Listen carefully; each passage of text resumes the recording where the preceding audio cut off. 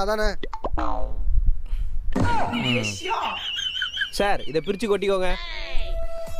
அட பாவீங்களா.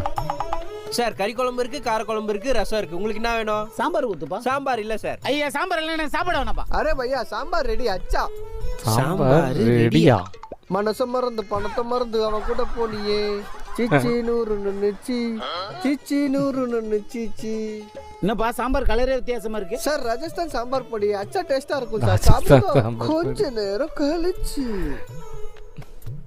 சாம்பார் சூப்பரா இருக்குப்பா. தண்ணி குடிங்க சார். என்ன சார்? இருக்குது? சார் சார் என்ன சார் ஆச்சு? சார் சார் டே பையா சாம்பார்ல என்னடா கலந்த? சார் ஒரு பக்கம் இழுத்துருக்குது.